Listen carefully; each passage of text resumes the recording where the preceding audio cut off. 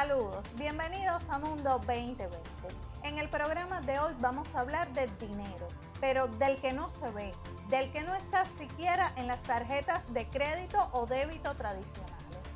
Nos referiremos a las criptomonedas, una modalidad monetaria cada vez más de moda y si bien ofrece ventajas, también implica riesgos.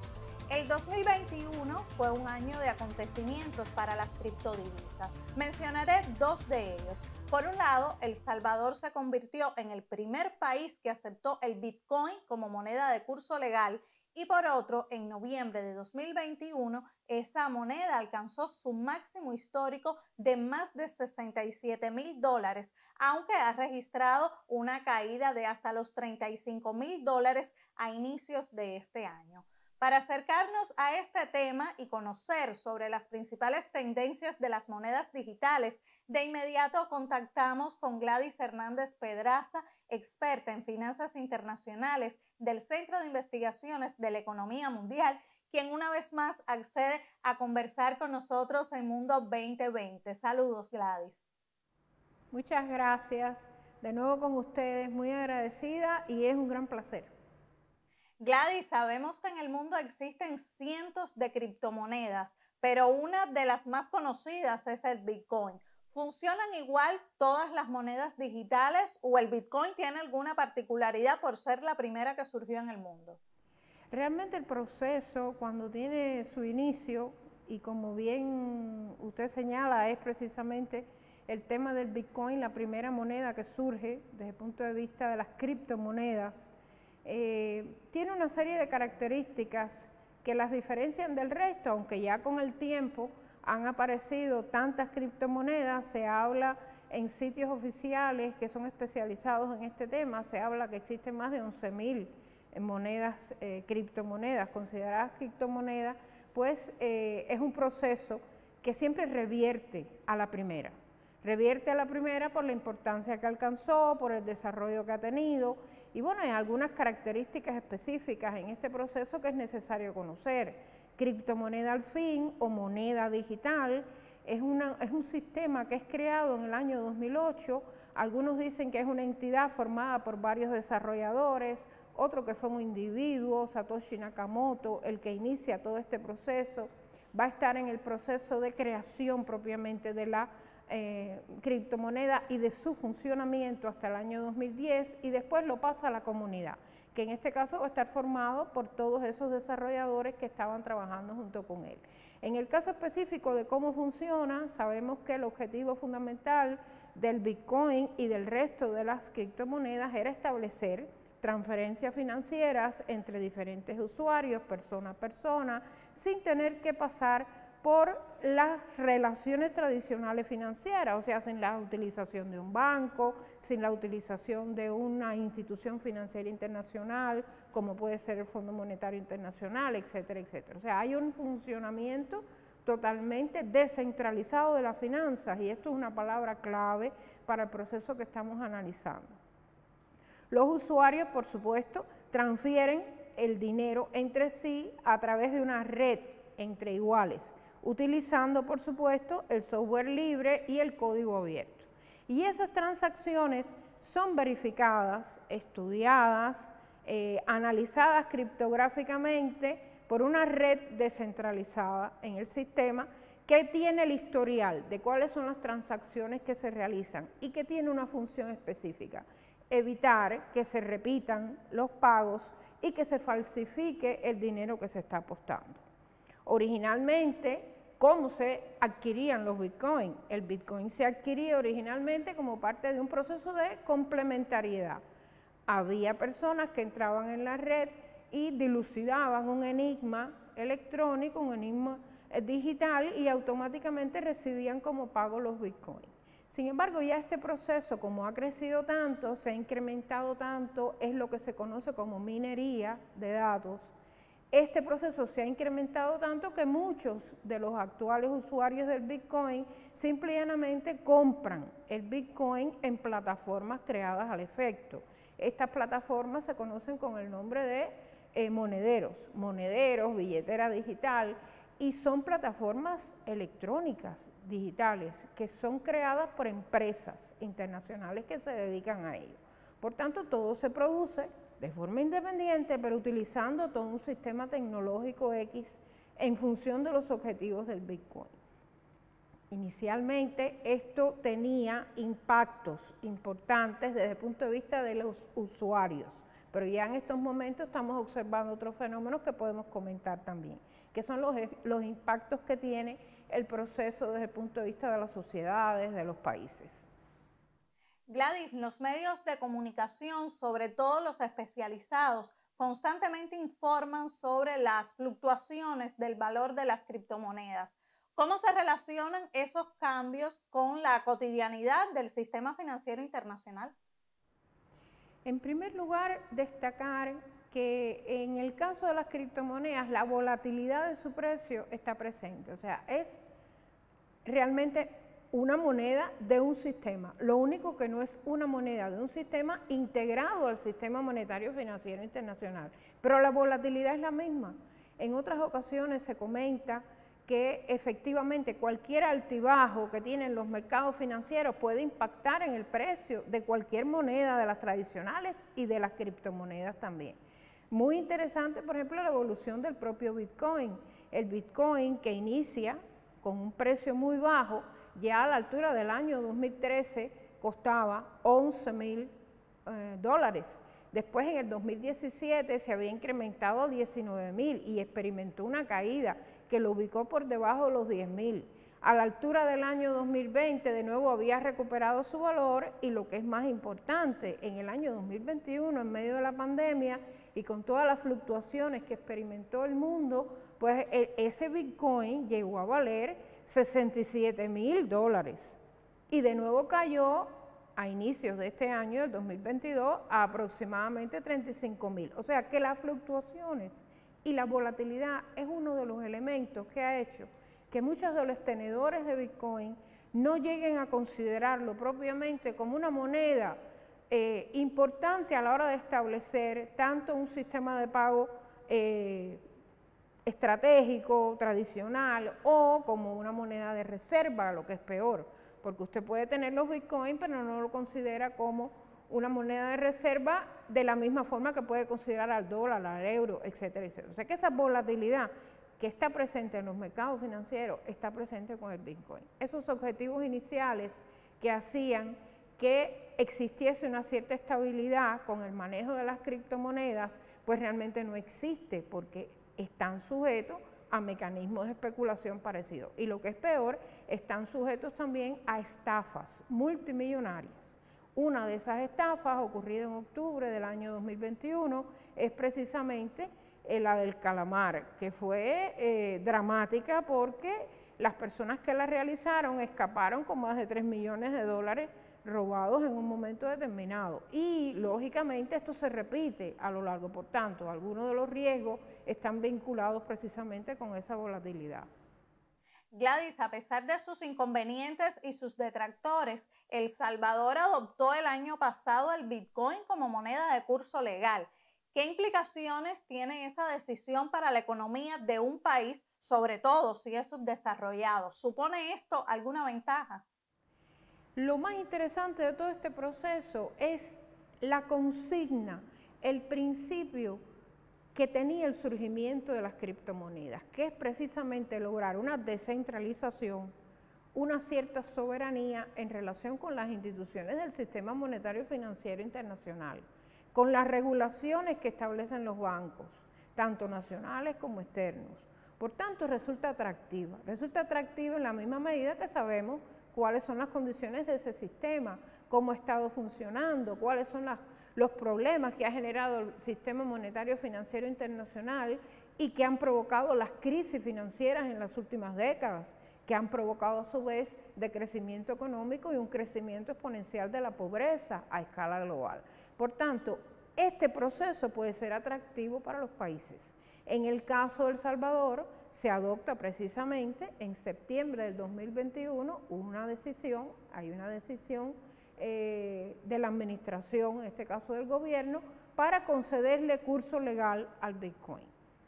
Puede ser una alternativa en la medida que existan muchos usuarios de esa moneda digital, en la medida que facilite transacciones financieras, pero de la misma forma, estas personas van a estar sujetas a la volatilidad de que estábamos hablando, o sea, y adicionalmente estamos en presencia de un proceso que para poder garantizar la sostenibilidad del funcionamiento de esa criptomoneda en la economía de El Salvador, se necesita comprar bitcoins. Si se hubiesen comprado en un momento original, cuando surgió, que eran baratos, perfecto, pero ya los precios que están fluctuando en estos momentos, la moneda, pues también resulta un reto para el gobierno. Esto es importante tenerlo en cuenta porque puede ser una alternativa, puede representar algo atractivo para los países, para las autoridades, pero lo cierto es que recibe un rechazo internacional muy fuerte. Por ejemplo, tanto el Fondo Monetario como otras instituciones financieras han estado en contra y le han pedido a El Salvador que retire esa decisión, que vuelva al sistema financiero normal. No resulta muy atractivo porque ya el gobierno ha tomado esa decisión, pero lo cierto es que enfrenta un debate, enfrenta posturas fuertes por parte del sistema financiero internacional. Hagamos una pausa en el diálogo. Al regreso hablaremos sobre las principales tendencias de las criptomonedas en 2022. Así que no se aparten, que en instantes estamos de vuelta en Mundo 2020. Me gusta viajar al pasado para hacerle preguntas.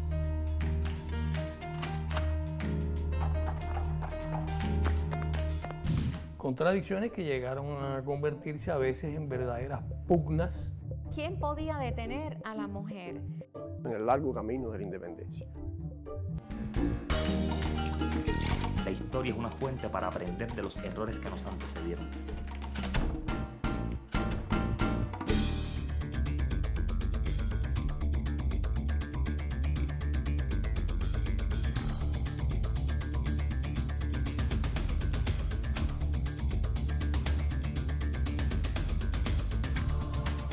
Seguimos conectados en Mundo 2020. En el programa de hoy hablamos sobre las criptomonedas y sus principales tendencias. Como mencionaba nuestra experta invitada, muchas noticias recientes dan cuenta de la volatilidad del valor de las monedas digitales y en especial del Bitcoin, que está en una especie de montaña rusa con altos y bajos constantes que generan incertidumbre. Por otro lado, debemos señalar que uno de los aspectos más controversiales en cuanto a las criptomonedas es el impacto ecológico que implica el proceso de minado, para el cual se utilizan servidores gigantescos que no cesan de trabajar y son altos consumidores de electricidad. Según investigadores, la minería de Bitcoin específicamente absorbe 121.000 teravatios por hora. Por eso se habla de la utilización de fuentes sostenibles para esas funciones, pero esta idea también tiene detractores. Para algunos economistas es innecesario emplear para la criptominería energía renovable valiosa en cantidades tan grandes en vez de utilizarla en industrias que ofrezcan puestos de trabajo y otros beneficios económicos. Amén de los detractores, el auge de las monedas digitales es innegable y suman cada vez más los adeptos. Por eso los gobiernos han comenzado a preocuparse por esas monedas tan autónomas y descentralizadas, mientras los bancos buscan la forma de frenar o de sacar provecho de esta situación. Entonces, en este punto volvemos al diálogo en Mundo 2020 con la investigadora Gladys Hernández Pedraza, experta en finanzas internacionales del Centro de Investigaciones de la Economía Mundial. Gladys, quisiéramos profundizar en los riesgos que existen tanto para los usuarios como para la sociedad con el uso de las criptomonedas. Hemos estado comentando algunos de los riesgos. Si nosotros los dividimos en dos grupos, por ejemplo, decimos qué pasa con los usuarios, con las personas que deciden tener sus fondos en Bitcoin y hacer transacciones, o qué pasa con la sociedad, en este caso que aprueba o que decide utilizar un mecanismo parecido. En el caso de los usuarios está muy claro. La volatilidad de los precios que tiene cualquiera de estas monedas puede o bien favorecer los ingresos que puede tener una persona que tiene Bitcoin o que tiene Ethereum o que tiene cualquiera de las otras criptomonedas, o si se produce una bajada, una caída exponencial del precio, pues sale perdiendo. El otro elemento, y esto tiene que ver con la volatilidad como señalábamos, el otro elemento es el que tiene que ver con la disminución del uso. Si hay 11.000 criptomonedas y surgen cada día más, llega un momento en que algunas dejan de usarse. Si la persona, por desgracia, eligió esa plataforma que en un momento determinado deja de estar utilizada, pues esa persona va a perder su fondo, pues no tiene manera de protegerlo ni de rescatarlo. Incluso el Banco Central Europeo ha declarado que esos fondos no son posibles de proteger, porque son independientes, se protegen a partir de la cadena de bloques, como se dice, del blockchain, de las transacciones que se realizan en ese sistema, pero no existe un sistema institucional tradicional como el que puede haber en un banco, ¿verdad?, que protege sus ahorros, que protege sus fondos. El otro elemento es el que tiene que ver con la pérdida irreversible de los fondos cuando se producen las malversaciones, las estafas, lo hemos comentado. Puede haber virus en el sistema, puede haber problemas relacionados con ataques que le denegan a usted el servicio. Usted usa ese sistema para una transacción financiera X, pero le pueden denegar el servicio. Usted pagó, pero no le dieron el servicio que usted necesitaba. Y en ese tipo de procesos, pues hay riesgos implícitos importantes. Desde el punto de vista de las instituciones, y esto también es cierto, el primer tema es el tema de la desregulación. Esa desregulación que establecen las criptomonedas afecta directamente el funcionamiento del sistema tradicional. El sistema tradicional no puede controlar las transacciones en este sentido. Un segundo elemento es que se plantea que si realmente el sistema llega a ser próspero, me refiero al de las criptomonedas, llega a desarrollar un proceso que sea muy atractivo, que tenga millones de usuarios, etcétera, etcétera, millones y millones de usuarios, pues entonces el sistema tradicional entraría en crisis. ¿Y cómo responder a una alternativa como esta, sobre la cual no hay ningún tipo de injerencia ni control? Y un tercer elemento es el que tiene que ver con la soberanía de los estados. O sea, el Fondo Monetario Internacional le está prácticamente exigiendo a Salvador que reniegue de esas decisiones que han adoptado con relación al Bitcoin. Pero eso es soberanía de los estados. O sea, los estados pueden decidir si en un momento determinado un mecanismo como este puede revertirse en un proceso atractivo para sus finanzas y para sus usuarios, tal vez no para sus autoridades de gobierno, para sus políticas de gobierno, en tanto y cuanto estamos hablando de un financiamiento que fluye fundamentalmente entre usuarios y empresas privadas en la mayoría de los casos. Gladys, usted acaba de afirmar que la desregulación afecta el sistema tradicional. Ante estas circunstancias aparece para muchos una dicotomía del dólar frente al Bitcoin. En su opinión, ¿el auge de las criptomonedas podría poner fin al dominio estadounidense en la economía global? No es solo el dólar, son todas las monedas tradicionales. A ver, sabemos que el dólar tiene un papel excepcional en la economía mundial en la misma medida que más del 60% de las reservas internacionales están expresadas en dólares, pero también hay otras monedas.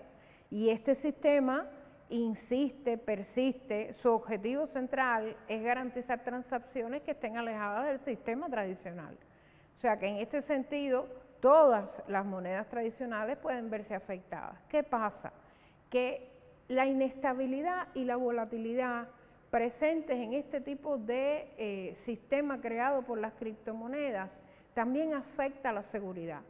Y recordemos que en un sistema financiero la seguridad del cliente resulta estratégica para que ese cliente lo mismo continúe utilizando el sistema, que lo utilice como medio de reserva, esa moneda como medio de reserva, que siga utilizando esa moneda como medio de pago, en la misma medida que la inestabilidad se haga mayor, sobre todo como hemos estado observando, que en el caso, por ejemplo, específico del Bitcoin, ha habido un crecimiento exponencial del valor del Bitcoin, con la misma hay una caída, o sea, hay elementos de inestabilidad. Y en este sentido, cualquier sistema financiero, ya sea tradicional o no, debe crear aquellos elementos que sean realmente atractivos para los usuarios, para los clientes, porque de lo contrario estamos en presencia de un proceso que puede desaparecer.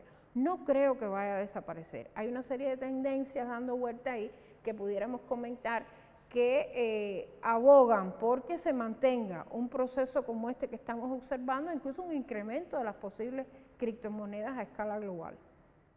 Y entonces, ¿cuáles serían las principales tendencias del mundo de cripto en este 2022? Algunas las hemos ido esbozando. El primero es, ¿representa o no este sistema de criptomonedas un peligro para el sistema financiero monetario internacional? Nos parece que sí. Nos parece que la atención que se brinda al desarrollo totalmente ajeno al sistema tradicional financiero y monetario, pues genera una inestabilidad y genera preocupación. De hecho, en algunos países durante el 2021 se prohibió la utilización de las criptomonedas. Salvador lo adopta, le da un curso legal a la moneda, al Bitcoin, pero no todos los países piensan igual. Hay un nivel de volatilidad muy alto en el sistema. Por tanto, una de las tendencias más importantes es la tendencia a incrementar la regulación. ¿La regulación en qué sentido? ¿Cómo usted regula un sistema totalmente independiente? Es muy difícil, pero si ese sistema está vinculado a los sistemas tradicionales en algún punto, ahí usted puede incrementar regulación. Digamos, paulatinamente en algunos países se ha ido creando la posibilidad tanto de comprar como vender. Las cafeterías, restaurantes, se han ido introduciendo mecanismos para poder utilizar el Bitcoin en algunos sectores de la economía. Bien, en esos sectores donde se introduce esa posibilidad, probablemente observemos un incremento de la regulación, porque eso es lo que puede permitir que parte de esas estafas famosas que están ocurriendo en este sistema que estamos analizando hoy no sean tan cruentas y no impacten tanto a los usuarios. El otro tema es cómo hacer que este sistema, y esto es un dato muy interesante, el sistema de las criptomonedas sea menos consumidor de energía. Estamos hablando de un sistema que está basado en una alta tecnología, en condiciones que demandan un elevado consumo energético. Y eso ha desatado diferentes tendencias internacionales por el ahorro, por el cambio de diferentes patrones de consumo en la utilización de algunos de estos blockchains, como se le llaman. Y un caso específico en este sentido es precisamente la transformación del sistema digital de la criptomoneda Ethereum 2.0, que implicaría un mayor ahorro de energía. Eso es algo que se está planificando para este año 2022. Otra tendencia es la aparición de lo que se conoce como criptomonedas estables, stablecoin. Su nombre lo dice. El tipo de cambio de esas criptomonedas va a ser 1 a 1. Desaparece la fluctuación y la volatilidad. Está claro que esto es un elemento especulativo muy grande que tiene mucho atractivo para determinados usuarios, pero en el caso de otros usuarios, el hecho de tener una seguridad con relación a sus transacciones financieras pequeñas, de bajo costo, pues es importante también. Y entonces vamos a estar observando la aparición de las denominadas monedas estables, stablecoins. La otra tendencia es la que está relacionada con el metaverso. Metaverso, un nuevo concepto que estamos oyendo poco a poco cada vez más en el contexto digital y que genera un ecosistema digital en el cual las personas pueden actuar y pueden tener diferentes actividades. En ese concepto del metaverso, el tema de la utilización de la tecnología de blockchain puede ser dramáticamente importante. Y si eso llegase a tener un mayor impacto desde el punto de vista digital, pues estaríamos entonces en presencia de la utilización de esta tecnología de blockchain para las finanzas también. Hay que seguirle de cerca el desarrollo a esta tendencia.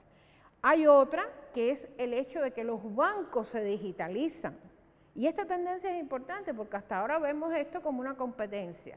El sistema digital de las criptomonedas contra el sistema tradicional de las monedas tradicionales como el dólar, el euro. Pero en un momento determinado, ese proceso puede confluir en la misma medida que los bancos tengan monedas digitalizadas también. Estamos hablando de Rusia, estamos hablando de Chile, estamos hablando de Pakistán y la posibilidad de que este proceso se dé. Y por último, el tema del avance de las finanzas descentralizadas. Esto es una tendencia primordial. Esto mismo que hemos estado observando con las criptomonedas pudiera potenciarse también. Por un lado, las regulaciones de los estados, pero al mismo tiempo que siga desarrollándose el proceso de descentralización. Y en ese sentido, muchos expertos apuestan por las criptomonedas. Siguen apostando por ellas, siguen apostando por una ampliación de las mismas y de su impacto a escala global. Pues muchísimas gracias, Gladys, por estas precisiones sobre cuestiones relativas a las criptomonedas, una realidad que gana terreno con cada minuto que pasa debido a la velocidad y penetración de Internet en todo el mundo. Es un tema en constante actualización, así que seguramente volveremos a referirnos a él. Nos parece que esto forma parte de toda esa dinámica digital en la que el mundo está inmerso. Hoy hablamos de inteligencia artificial, el año pasado empezamos a hablar del metaverso, hoy estamos hablando de una finanzas descentralizadas a escala global. Me parece que sí, que son procesos que hay que darle seguimiento y que seguiremos con ustedes, por supuesto, compartiendo nuestras ideas. Muchas gracias. Y así nos despedimos. La próxima semana los esperamos para mirar al mundo con 2020.